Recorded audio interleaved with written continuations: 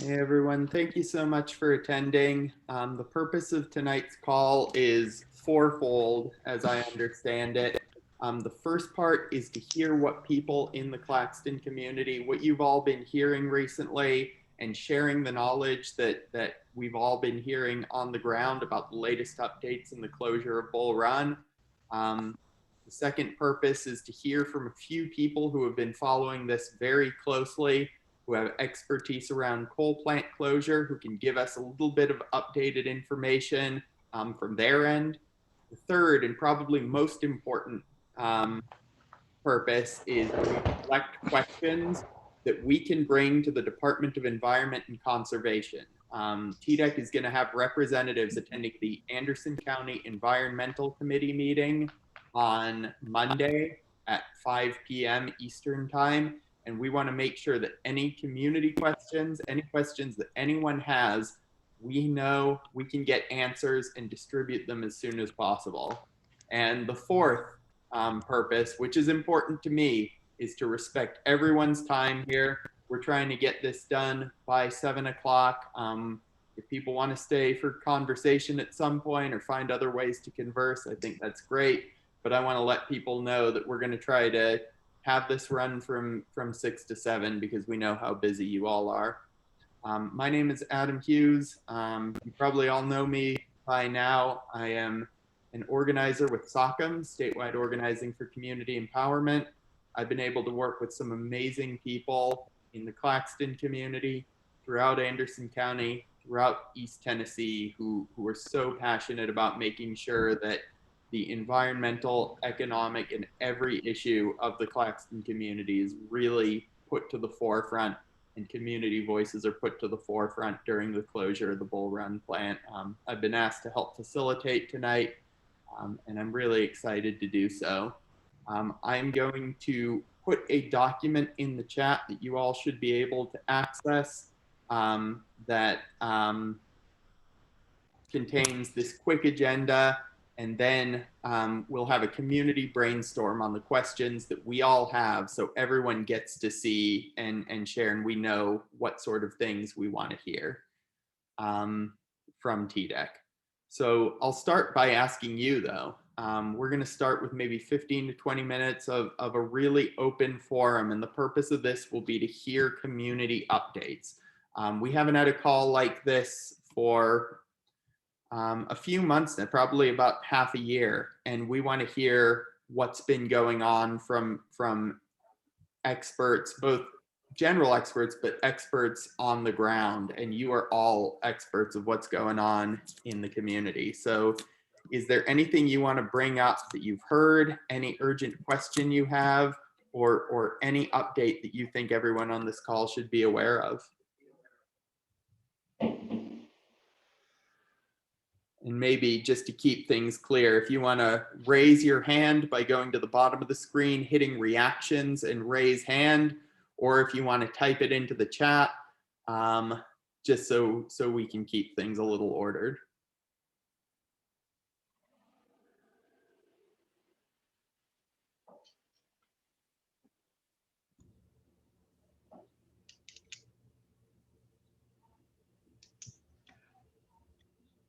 Okay,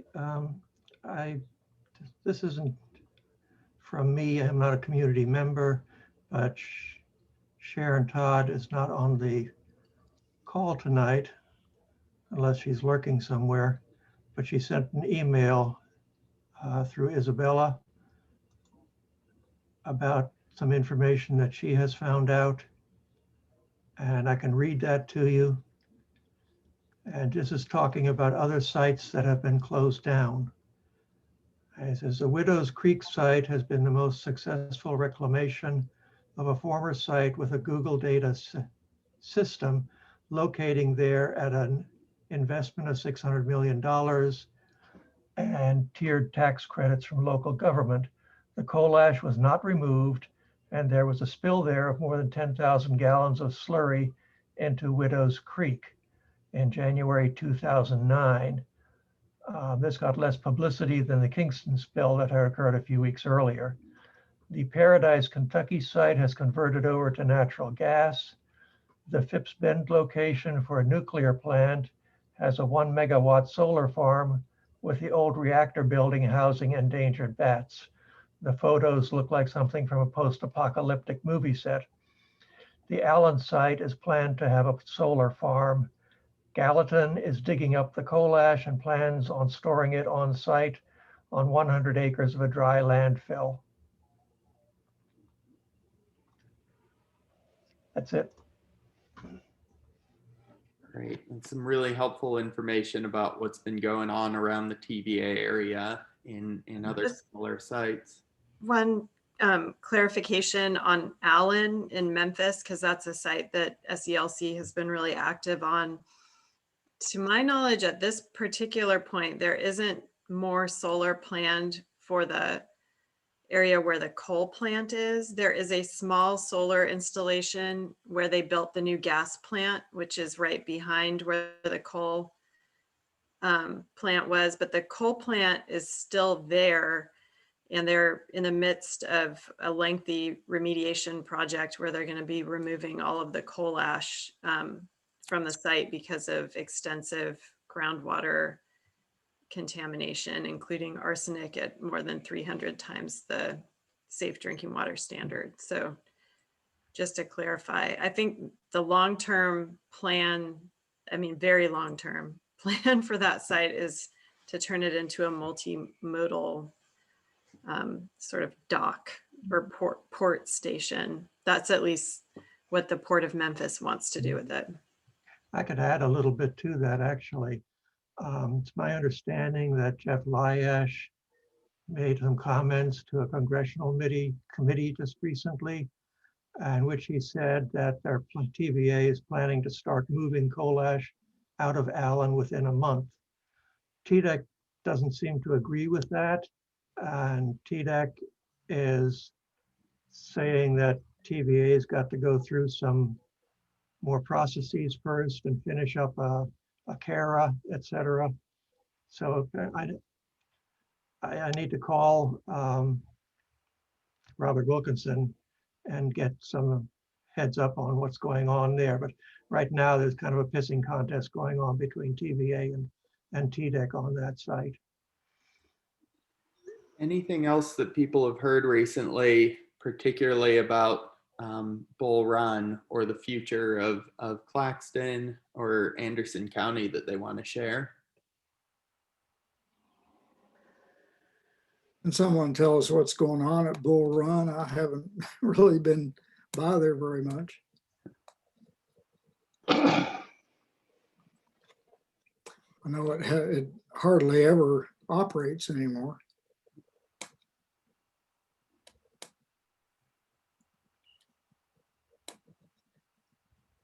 Well, let's move on to a quick presentation that'll start getting to some of those questions, and maybe we'll come up with some things and try to make this participatory. But we have the real pleasure of having a couple people who know are maybe some of the leading experts in the world, probably around coal ash closure at TVA sites. Amanda Garcia from the Southern Environmental Law Center, Lisa Evans with EarthJustice, a couple of people who I've admired for quite a while and have been paying a lot of attention to what TDEC and TVA have been saying around this site. They can talk a little bit about what these timelines are going to be for the closure now, when the public is going to get the opportunity to comment and have some input, and a little bit about the water quality and concerns on site. I will turn it over to them, and then we will definitely end this with another at least 15 to 20 minutes of collecting some of the questions we have for our Department of Environment and Conservation. But thank you so much for joining us, Amanda and Lisa, and you can take the stage here. Thanks so much, Adam. And I'm really honored, and I know Lisa is as well, to be with you all tonight. The Claxton community has been so powerfully engaged and advocating for TVA to do the right thing by the community as Bull Run closes and addresses the legacy of contamination at the site. So really glad to be here. And also I had the pleasure of meeting some of you at the community meeting that we had a couple of years ago in 2019 in person. So it's good to be back with you. And I want to just start by, first of all, for those that don't know, Southern Environmental Law Center is a regional environmental law and policy organization. We work in 6 southeastern states. So in addition to Tennessee, Virginia, North and South Carolina, Georgia, and Alabama. And we work on a full range of environmental issues across the region. We've been pretty significantly engaged on coal ash throughout our region. And in different states that has played out in different ways, but all of the coal ash is being excavated and removed to dry lined storage in North Carolina and South Carolina in our region. All of Dominion Energy's coal ash is being excavated, some of it recycled and some of it removed to dry lined storage in Virginia. Georgia Power has agreed to excavate, I think, about half of the impoundments in Georgia, and our colleagues are still working on some of the other sites there. TVA, we litigated a Clean Water Act case and a state enforcement action over their coal ash storage at Gallatin and secured excavation of that ash that's being transferred to an on-site landfill, dry-lined on-site landfill. And then the Allen plant I already mentioned, they're also removing all the coal ash there and moving it to municipal landfills because of the extensive groundwater contamination on the site and the city's reliance on groundwater for drinking water. TVA, however, in general has been rather difficult to work with in terms of remediation and of the coal ash contamination on the site. But before we get into that, I do want to just make sure folks are aware of what is coal ash, how is it stored, why is it a problem? And so just very briefly, coal ash is what's left over after you burn coal. And unfortunately, it's not just dirt. It is, as I'm sure folks here know, because they've probably followed the Kingston workers case, it has toxic constituents in it, like arsenic and mercury and other selenium and other contaminants that are toxic to people as well as the critters that live nearby. And it has, unfortunately, in our region and throughout much of the country, historically been stored in big leaking unlined pits that are built next to, or in some cases in, rivers and streams, rerouting original stream beds and putting, millions of tons of toxic coal ash on top of those areas, which is certainly what has happened at Bull Run. Those contaminants can leach into groundwater. They can also get into the surrounding surface water.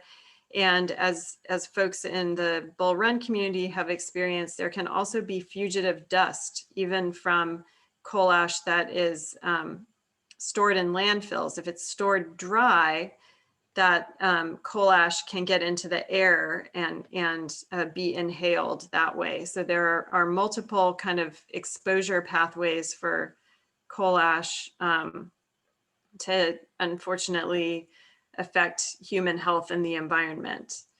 Another thing that can happen when you store large amounts of coal ash slurry behind earthen dams is they can, those dams can collapse. And that is what happened at Kingston. a decade ago, and that is something that is being considered in this. The stability of the ponds is being considered both under the federal coal ash rule as well as under our state's commissioner's order, which I'm going to talk a little bit more about. But I just wanted to make sure everybody was sort of understood that's the closure issue that I think we're talking about tonight primarily, is what is TVA doing to address the legacy of contamination that's left at the site when they close Bull Run. So I'm going to try to share a screen with you so you can see a map. Bear with me for just a second while I pull that up. I just want to orient folks, and if you all attended the last presentation a couple years ago, this map will look familiar to you.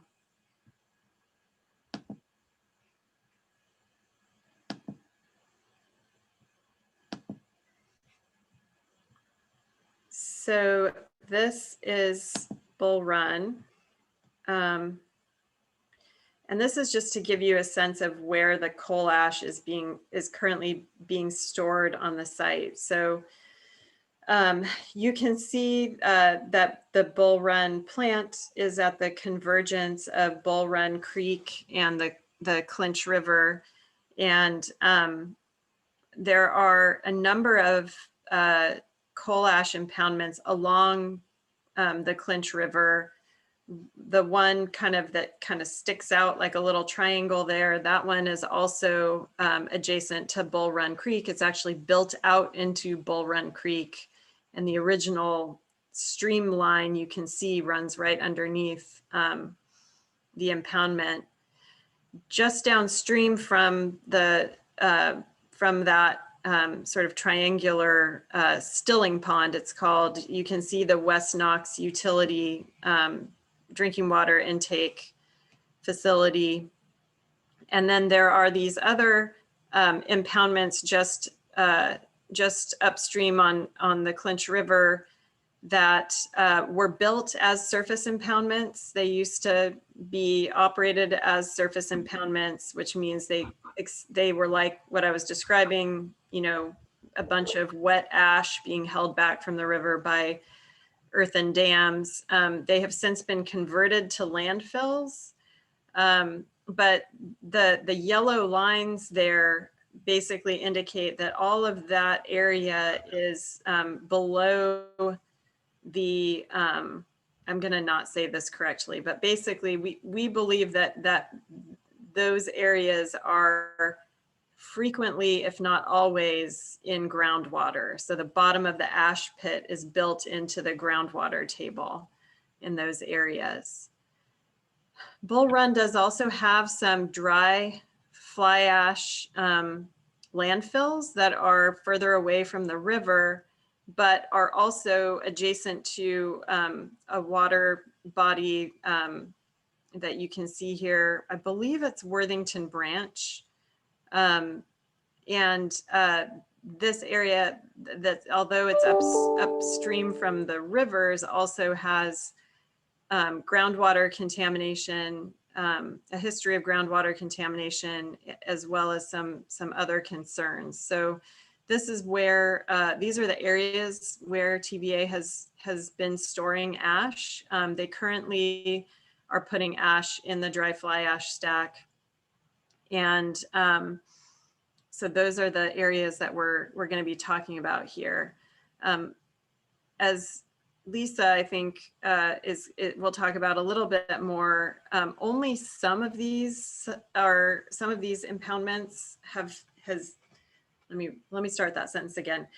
TVA has only agreed that some of these areas are subject to federal regulation. And so the areas that TVA says are covered by the federal coal ash rule are the stilling pond and the fly ash pond, or it's also known as the main pond, which is that triangular area down at the very bottom by Bull Run Creek.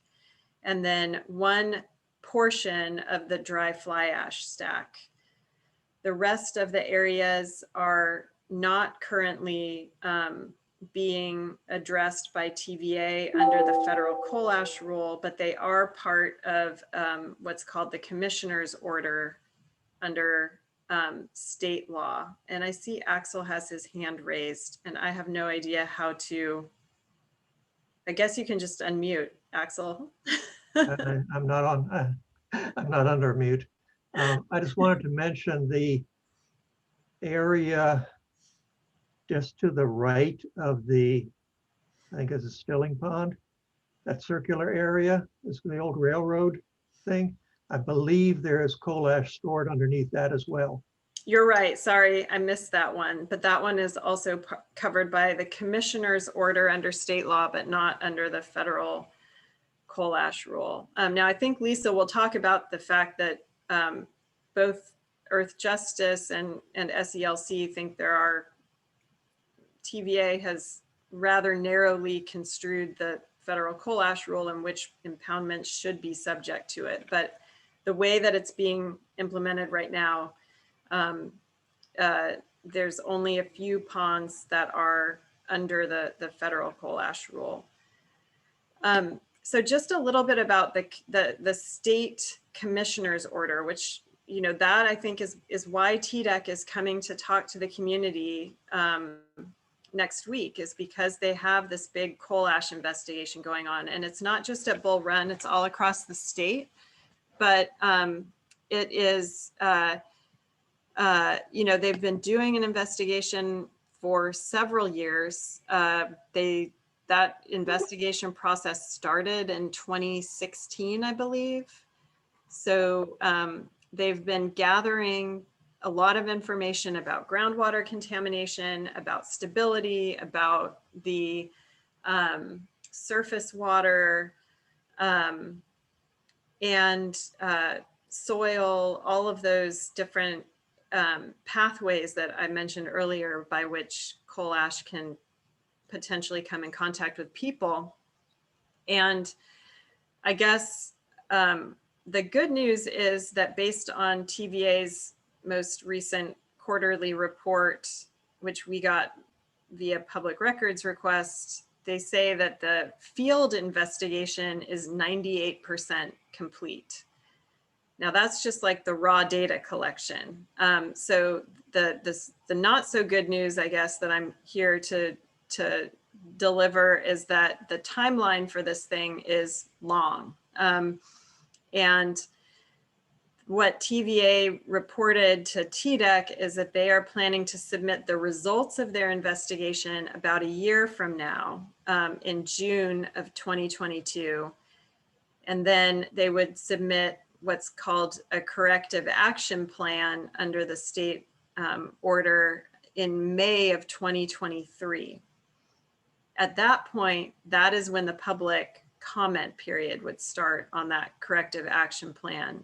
Well, actually, it could be even later than that, but the earliest under the current plan would be May of 2023.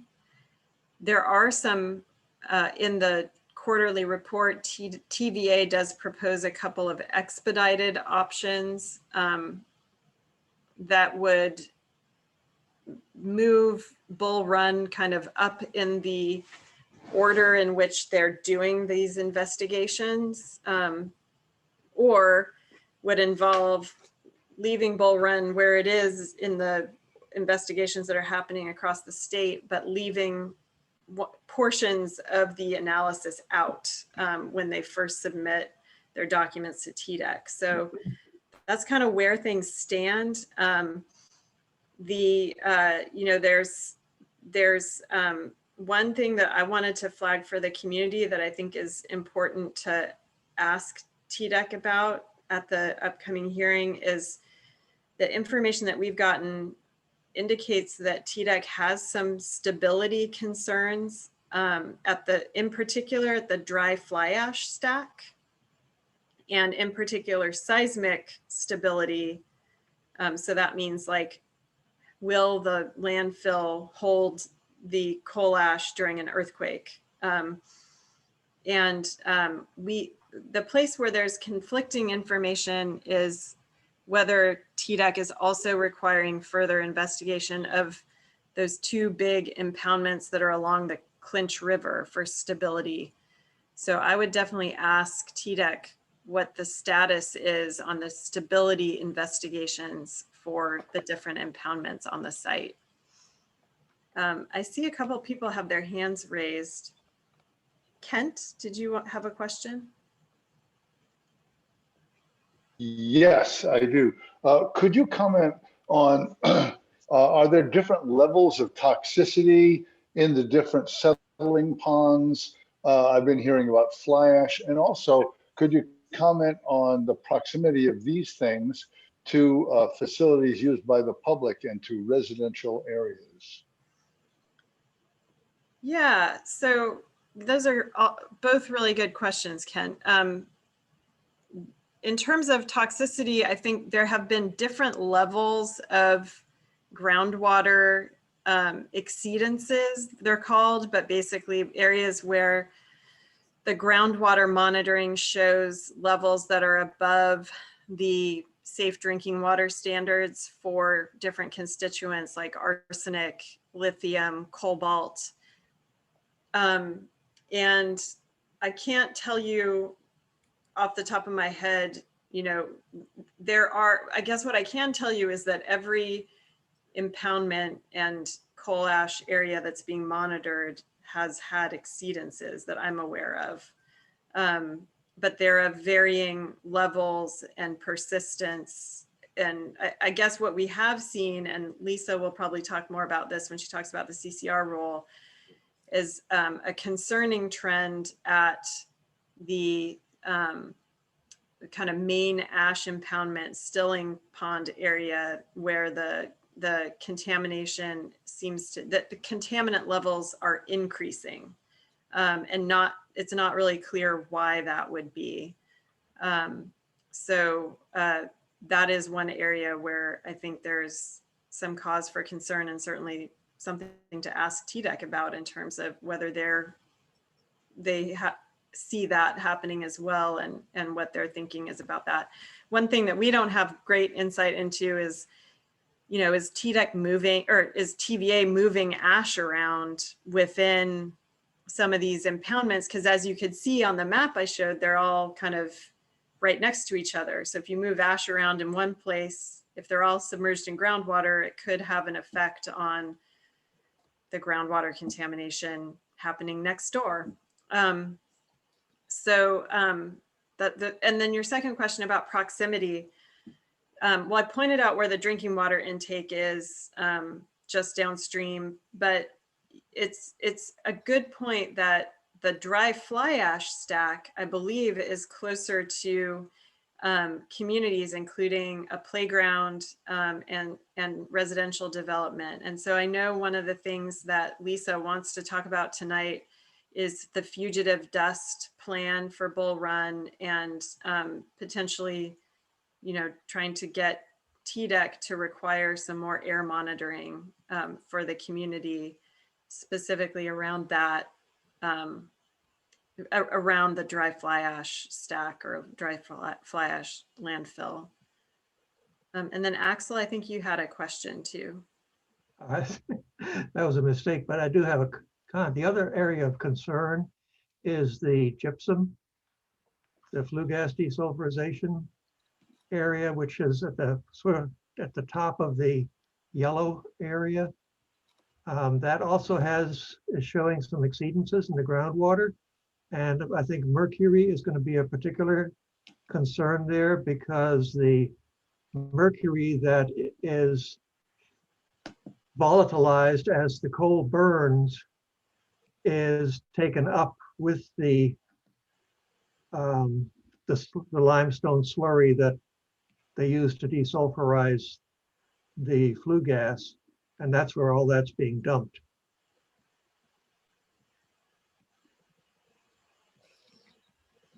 And one further comment I would add, just a couple of days ago, I spent some time at TDEC's Knoxville field office, going through the EPA DMR records on the outfall 1 from the wastewater. I think is from the dewatering of the main, either the main ash pond or the stilling pond. I'm not sure which. I did not find any exceedances there, but one thing that I found was interesting was that it was only in mid-2018 that TVA started testing for radium.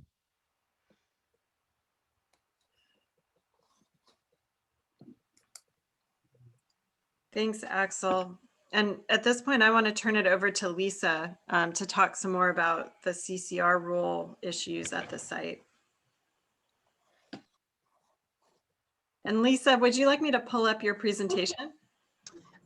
Yeah, I just in a minute. I just want to first thank. I really appreciate being invited to present. You guys are an amazing community. It's the exception, not the rule, that there are so many people who are so concerned, so active, so well educated on the issues, and that really bodes well, you know, for the protection of health and the environment in your community. And I'm just so respectful of what you guys have done thus far. I didn't want any one issue to get lost, and I think I'll do this a little bit out of order, because Amanda mentioned the fugitive dust issue, which is something that we're very concerned about at coal plant sites, especially when you've got some moving around of ash, you know, and you've had prior problems, I realize, you know, and you have a community and a playground so close to some of the sources. So one thing Amanda and I were brainstorming about, and something that you could ask for with your meeting with TDEC, is air monitoring.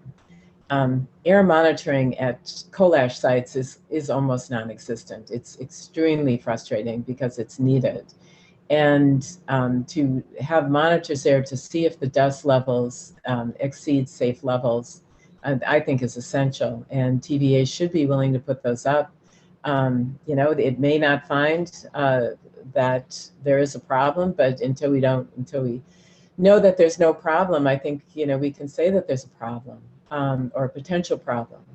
And another thing is that the federal rule requires TVA to have a fugitive dust control plan.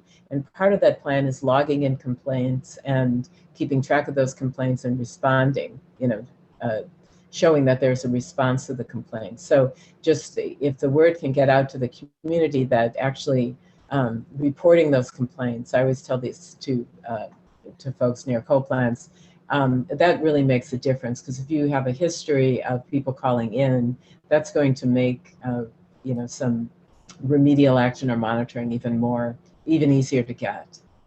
But hopefully TDEC will respond with some concern and require TVA to put up those air monitors.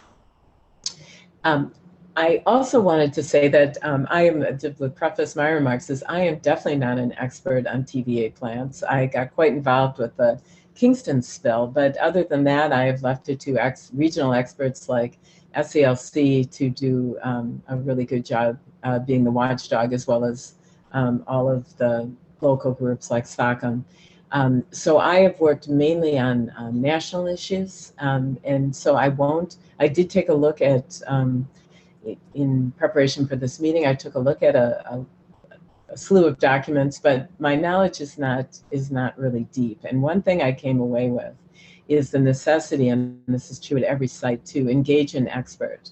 Because at this site, there is so much data, which is a good thing, but data is only as good as how you use it. And so for someone to be able to, you know, weed through that data, find out what it means, where the gaps are, and as Amanda said, determine the pathways and the potential risks, you know, that is going to be something that is absolutely essential to do. But I thought that the best thing I could do for you all is to help you understand where the federal rule can insert itself. I am admittedly a bit discouraged by the timeline of TDEC's. It seems slow walking the investigation and the remedial proposals. you know, it should not take this long. And I'm thinking that there might be a leg or a tool with the federal rule to speed up, at least in part, speed up some of this process. Speaking of tools, I think, brought on because, as I think you know, EarthJustice has written a quote-unquote toolkit for communities for just the space that you guys are in. And I guess, Amanda, if you can put that up now. And let me know if you're having trouble with the audio. Amanda was freezing a little bit for me, so I just want to make sure you hear me.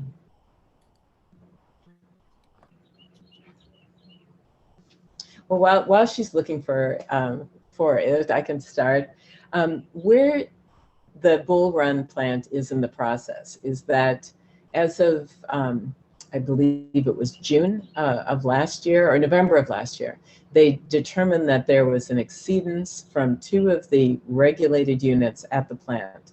Only 2 units are regulated under the CCR rule, which may be something we can contest or SELC can contest, but right now it's just 2 units, and it's the stilling pond and the main pond. Under the CCR rule, the facility was required to monitor groundwater down gradient of those 2 units. What they found were exceedances for arsenic, molybdenum, lithium, and cobalt.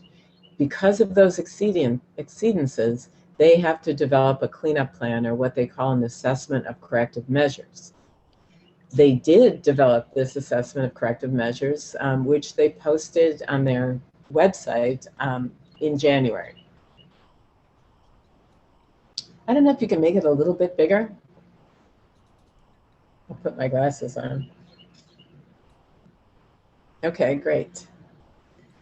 Okay, so here we go. And then I was just recounting, they posted a notification in August, excuse me, and then the assessment of corrective measures this January. And what I'm going to call the assessment of corrective measures, which is also an ACM, we're just going to call that a cleanup plan because that's what it is. Specifically, as I say, you've got 4 metals that were exceeding groundwater standards, and I put the values there.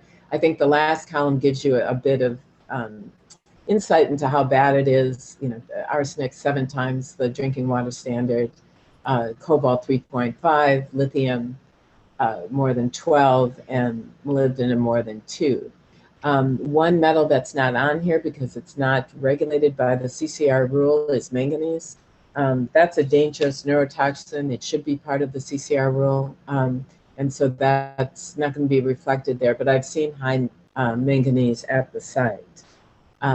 So the problem we have here is that, again, this is only part of the story. You have much more ash, which is unregulated, which is supposedly being dealt with under the commissioner's order, albeit slow walked.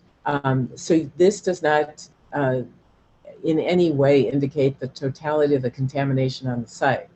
However, maybe this gives you guys a leg up to speed part of the process. So next slide.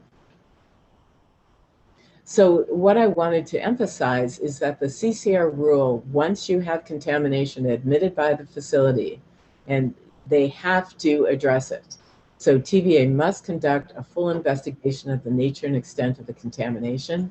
They must design a remedy, and that remedy has to do those things bulleted on the slide. It has to protect human health and the environment. It has to restore the groundwater. It has to attain the groundwater protection standard, which is usually the drinking water standards. It has to control the source, no more leaking, and if there's been a spill, you have to remove the toxic materials from the environment. The other thing it does is create a space for you all. It creates a space for community input.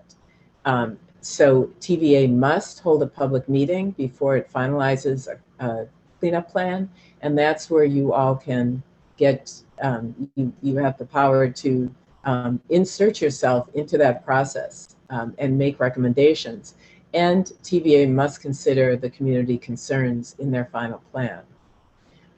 Also, they can't take forever to do this. They must select a remedy as soon as feasible. You know, we'd rather have that be 90 days or some specified period of time, but as soon as feasible is not bad. As soon as feasible doesn't mean years, because it doesn't take years to select a remedy. And then they must complete cleanup within a reasonable time, which is admittedly a more squishy term. Okay, next. So what I did about a year ago was to write a quote unquote toolkit, which led people down through the steps of how they could effectuate or help their own community to get the best cleanup possible. Because if you leave it to the polluter, who is the one writing the cleanup plan, doing the investigation, they are, because I've seen it, they are taking multiple shortcuts. They are not proposing legal remedies. They're doing everything they can to avoid spending a lot of money at their site. And some of these sites will run our closing, so the last thing they want to do is invest in it. So the presence of the public is really essential. I have the URL for the toolkit at the bottom. And so you can take a look at the details of that at your leisure. Okay.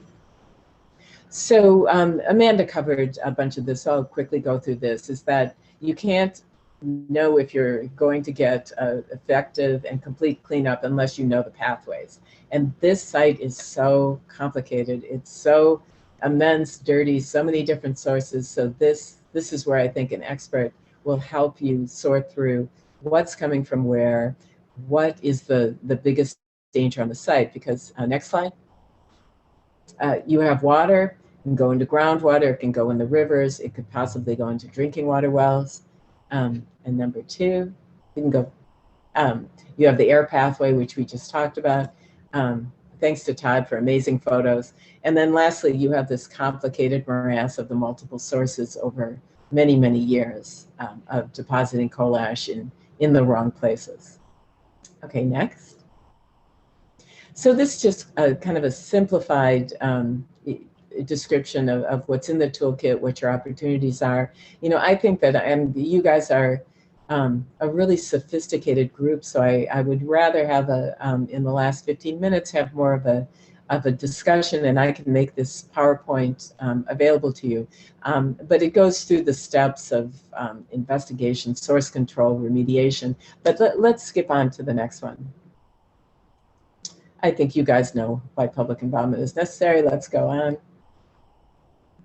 All right, just 1 minute on what you need to demand, because I think this should kind of run through all of your meetings with public officials and with TVA. You want, and I should have made SWIFT red too, you want a swift and comprehensive investigation, and that includes all media, the adjacent water bodies, air, water, soil.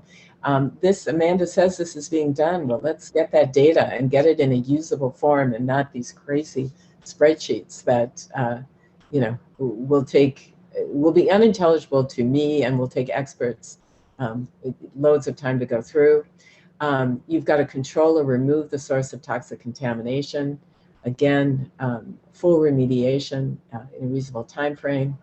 And public participation.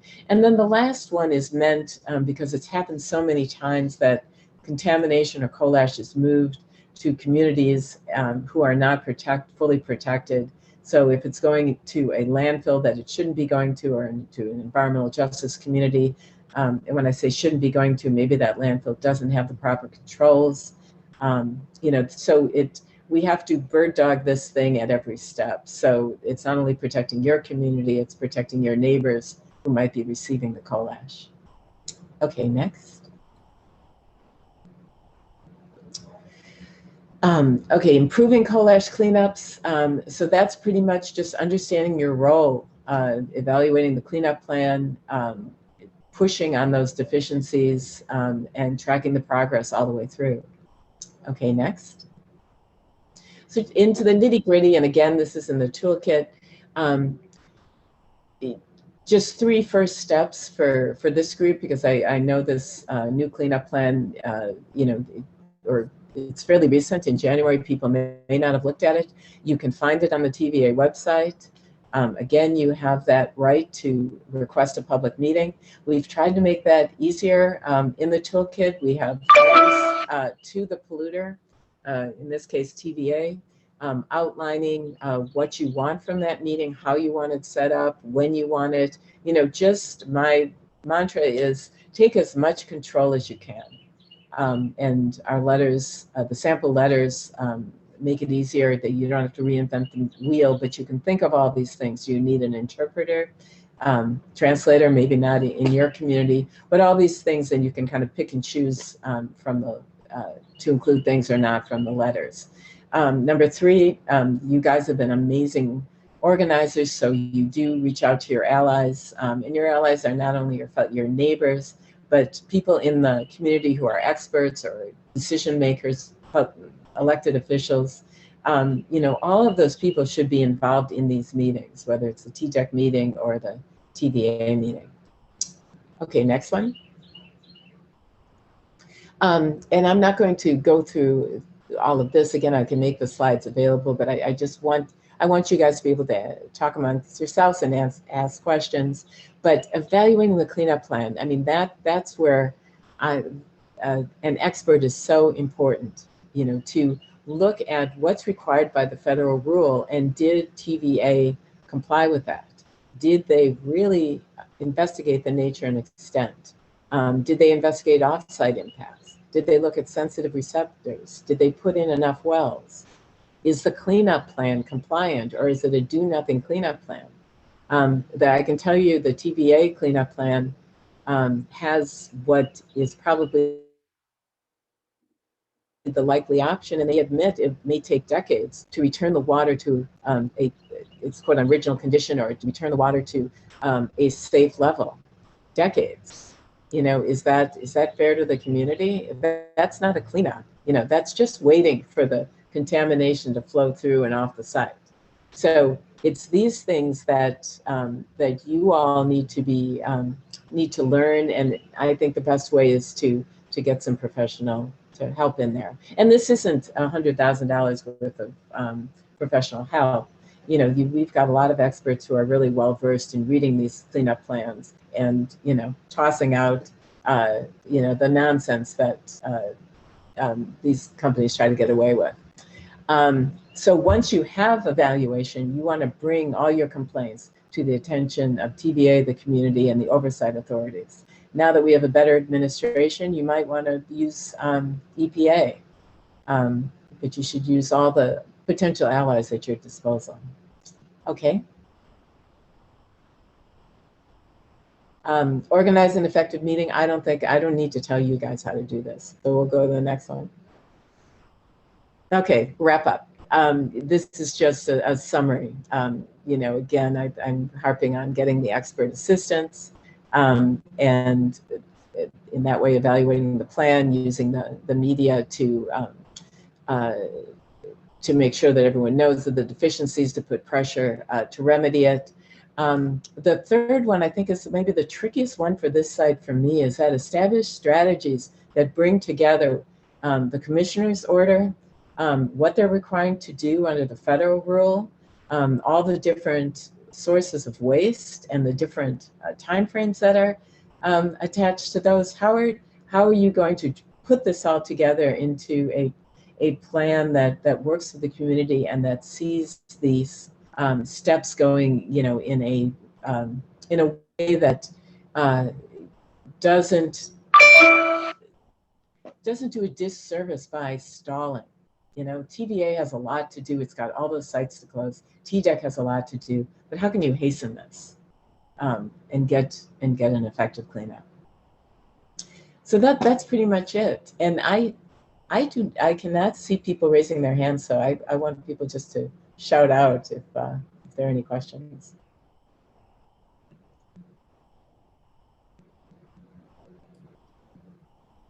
Yeah, the stilling pond there has actually been excavated fully for a couple of years or so.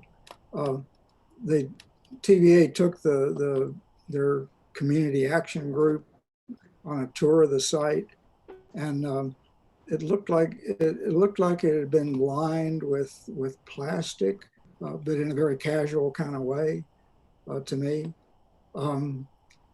Also, the geology map shows a fault line, and it's an active fault. I assume it's the same fault that runs next to the landfill that we're trying to block in the Oak Ridge Reservation. It's a hazardous and radioactive waste landfill there.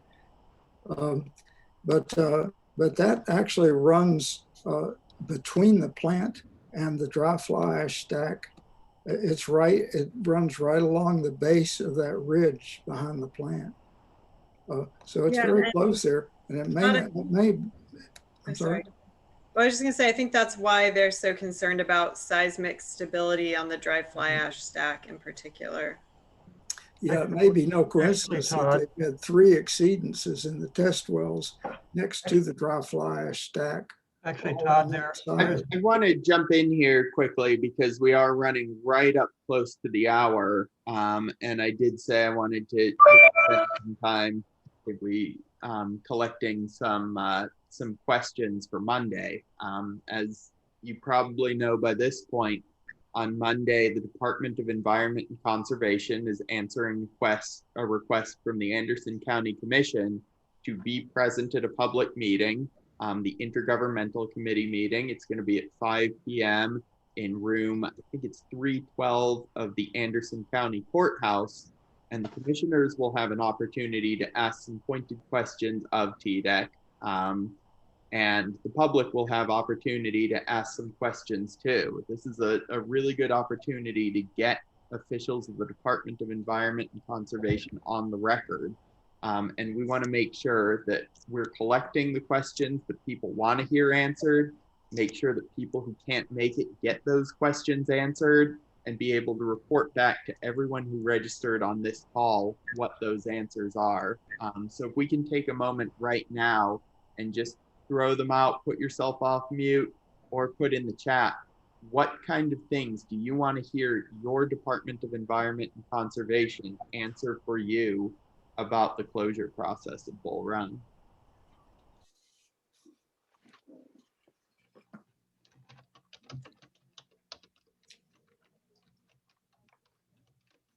We got one from Jamie in the chat. It says, what specifically is TDEC doing to ensure TVA's coal ash does not pose a radiological threat to humans and animals? Will TDEC require specific monitoring for radium in air and water? Anything else? I have a question. Can you hear me? Yes. Yeah, I would just like to know what will be done with the towers and the actual structure of the plant itself, short and long-term plans, as well as the coal ash, especially near the Clinch River. What's the plans for that? Why does the testing take so long? And is it feasible to test the water in the public lake next to it privately, just on our own? I don't know if that's valuable or not, but that's my general questions for now. Thanks so much. And I'm putting in the chat the link to the document where we're taking these down to make sure that they're going to be addressed. There's another one in the chat. A couple, Axel asks, has TDEC validated the models TVA uses for their groundwater flow? And Kent has a question about the difference. In Lisa's presentation, it says that removal of toxic material is required by the remediation plan, but TVA is definitely considered capping in place. Can we understand the discrepancy there? Other questions, other things that you want to hear your Department of Environment and Conservation answer for you about this process? I don't know if this is a question for TDEC or for our legal eagles, but I love driving along Melton Lake. It's just gorgeous, except for the Bull Run fossil plant. And I'm wondering to what extent we can we can require TVA to restore that shoreline. I mean, that's a national AAU rowing venue. They have teams from all over the country there in the summer competing. And there's that plant in the background. The plant will be gone, but those ash ponds and all the gypsum and all that, that's all been built out. It's all a bunch of concrete banks and stuff. I would love to see that go. It's a really good question. Another one in the chat from Tabitha says, is there proof that shows how far the fly ash or glitter can travel in the air? So we've collected some good questions. There may be some more, but if people need to sign off at 7, I want to ask really quickly if who is planning, and maybe you can just react with a thumbs up or something at the reaction screen at the bottom. Who is going to be able to be there on Monday at the Intergovernmental Committee meeting, and who's going to be able to help ask some of these questions? We'll also share them with the commission beforehand, so we're able to let the commissioners know what sort of questions people find interesting. But I encourage everyone who can to come attend and help make sure we have the time to ask these. Few more questions. Is TDEC still using RJ Lee Group as its independent lab? And is TDEC aware that that lab is a TVA contractor for testing? Another comment from Ted, I think. Would love to see shoreline restoration along the Clinch River. So yeah, definitely asking about the restoration. Kent, you have something? Yeah, Lisa asked, is TVA moving coal ash around? We should ask that at this at the meeting on Monday. Excellent. Is TVA moving coal ash right now? And then I saw Tabitha's hand. I'm not sure if you were just raising your hand to say that you were going to try to be there on Monday, or if you had something you wanted to say. No, I found the raise your hand button finally, but I will be there. Adam, we should also ask TDEC whether they agree that the sampling wells that TVA has there are placed in a way that makes the results of the sampling valid. And I want to highlight something. Maybe this is a good note to end on, that Bree put into the chat, that we wanted to hold this call to prepare for TDEC to attend for the Intergovernmental Committee meeting. But we're aware that this is a big issue that needs a lot of organizing around, that the Bull Run Neighbors Group is planning on hosting an in-person event, an outdoor in-person event, possibly an ice cream social as well. I think we've decided on that. If not, I want to decide it right now. I think Todd's helped set up a venue. Todd, do you quickly want to give a date and time and information? I think the point of that meeting is largely going to be to discuss and hear feedback from people and have a good conversation about what the future of the site might be, and what we can all, what's the positive affirmative thing we're moving toward, not just eliminating pollution. Todd, do you want to share those details? Yeah, we were thinking August 5th. We have it actually reserved for August 5th from 5 p.m. until sunset, which would be at about 8:40. And I think we're planning to maybe start the event around 6. And it's in an absolutely beautiful setting. It's actually, you remember that the Melton Lake Pavilion there, that whole side of the lake is a park. It's Melton Lake Park, and then on directly opposite Bull Run is Haw Ridge Park, which is a mecca for mountain bikers and hikers. And there's the plant on the opposite shore in full view. I mean, it's disgusting. anyway, other than having the Bull Run plant across the trees from us at the Melt Lake Pavilion, which is probably pretty appropriate in this case. It's just a lovely place, and it's basically just a big roof with no walls, so it's very breezy, and we wouldn't have to worry about COVID or anything, I don't think, at all. Great. I'm really looking forward to that. Hope people can make it. We really want that to be helping to think of the positive and what Claxton is going to look like 5, 10, 20 years down the line. Definitely hope that people can make it on Monday. Again, that's 5 o'clock at the county courthouse for the Intergovernmental Committee meeting. I encourage you as well to email your commissioners, get in touch with them somehow, let them know what you hope they asked. We can share this information. We also want to follow up on these questions and respond to everyone who registered for this event with the answers that we get. We'll hopefully be able to get answers to all of them. I want to thank once again Amanda Garcia and Lisa Evans for coming and sharing their knowledge with us. I want to thank each and every one of you who attended tonight, who put in the hard work to make this event possible, and who have put in the hard work over the past over 2 years now to make sure that the just economic and environmental transition that Anderson County needs and deserves comes to pass. Thank you all so much for attending and participating, and hope to talk to you all soon. Hey, thanks, everybody. Thank you.